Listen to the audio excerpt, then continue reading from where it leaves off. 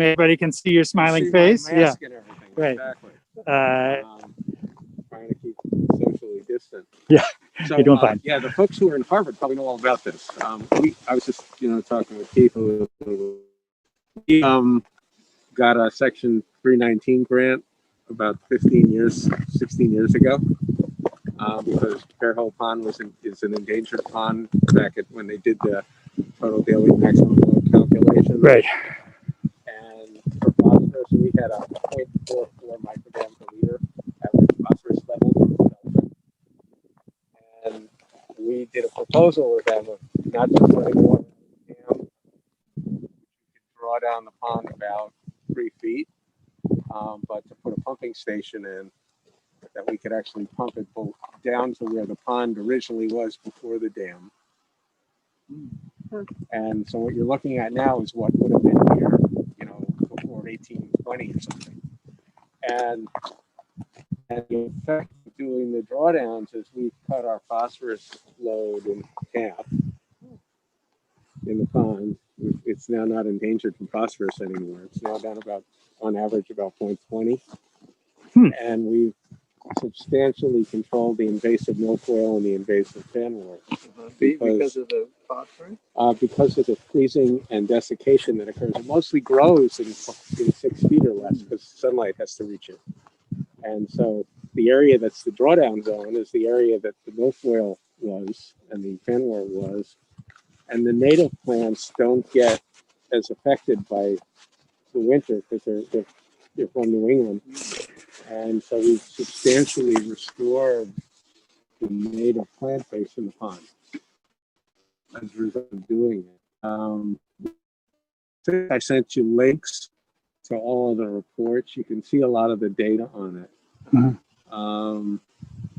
And cool. we do annual frog counts. Not really seeing any change in species or numbers. The fishermen tell us this is still the best pond they know of to go bass fishing in. They don't like to tell you that. Yeah. Don't be telling anybody. Wait. Okay. All you people on Facebook Live, forget that. I can show you the inside of the pump house if you want to see. Sure, for a sec. So let me. Did you guys sort of give a intro into kind of what we're up to? And this is probably a very representative wetland. Yeah. From here to air, there are wetlands the whole way down. There are multiple dams. It's not as if this dam really dams up the Bowers Brook. You can see what Still River does, Still River Road does. And there's another dam on the other side of it with the next street. And then over by the transfer station, you'll find another road. They all operate as dams with culverts. And so even when we let the water out of the pond, it gets pretty heavily regulated through the wetlands in the fall. And even though the pump's not going now, you'll see the wetlands have plenty of water in there. We only have to run it a little bit once we're drawn down to keep it drawn down. Right. But we run it to make sure there's water in the wetlands and that you'll see the brook is flowing. So it's pretty balanced. And I have a feeling it's connected hydrologically under the dam anyway. So, just so I understand, literally, in the summer you leave it higher, and then the fall you pump it down. Yes. Okay. Yeah. So you start the drawdown in October because you don't want to pump it faster than about 1.5 inches a day. And what that allows is for the crustaceans and the amphibians to go find their winter spot. And you stop pumping it down before you get a hard freeze, so that otherwise they might bury themselves where they're going to get frozen.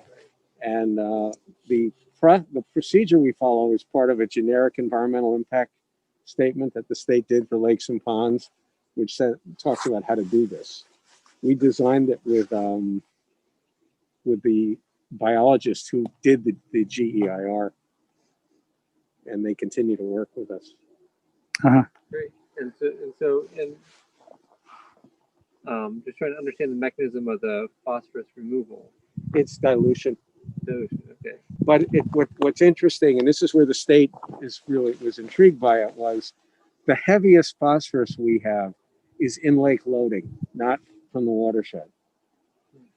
So when in the summer, when you're taking oxygen readings, you're going to find when you get down below 14 feet, the oxygen diminishes. You get anaerobic activity, and it frees the phosphorus from the sediment. So when we're pumping, we're not pumping surface water.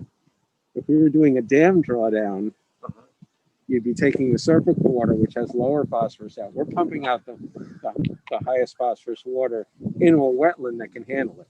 Okay. So And then it refills with water that doesn't have phosphorus. So you mentioned that the phosphorus is from the development. Well, it's from the development over the last 100 years. What was here before this area that's now exposed was sheep pasture. Uh-huh. And so potentially the sediments have. There's 100 years of plants dying. It's like 2 feet of peat moss. If you walk, you couldn't walk out there. It's 2 feet of peat moss. And it's all from the plants that were growing and dying, and it got much worse in the 50s, 60s, 70s, and 80s, 90s. The plants growing and dying. Yeah, because it was like the perfect storm. In the 60s, they were using whatever, chemicals you could use, and it would wipe everything out, but it wiped out everything. And then in the 70s, everyone said, wait a minute, we don't trust these chemicals. So they bought a harvester, one of these combines that floats around. And all that did was spread cuttings. So it mowed the lawn, but it made the lawn really thick. And it basically eliminated the native plants. Mm-hmm. So by the late 90s, when they put us on the TDML list, it was not only for phosphorus, it was also for the invasive species, because we had a monoculture. Right. So they created the monoculture. And what we've done now is if you go around and take a look at what you can see the reports, it's now much more diverse and a lot more native plants, which are mostly bottom growing. But the milfoil would grow 8 feet and die every year and just create peat moss on the bottom. Right. So what are Kim? I don't know if you want to get a feel about what we're doing. Yeah, I'm just thinking this question. Yeah. So, okay, interesting connection here. I have to say, so I guess there is stuff at the other end of the road, right? Oh, down there? Yeah. That's a Girl Scout camp. And they get to it from this road? No, they get to it from their own road. So why is this road still here? Because this is the dam. Yeah. So they keep this open so they can make sure they can do maintenance on the dam. Okay. So what we're up to is, well, my question is, why is the dam still there? But we're looking specifically at soil and carbon. Yeah. Now, we're looking at soil and a whole lot of ecosystem services, including, habitat and stormwater management and, all these other things. But one of the big things we're looking at is carbon. And in this case, so we've been looking a lot at soils in different settings. We looked a bunch of agricultural soils on Friday, some managed landscape soils.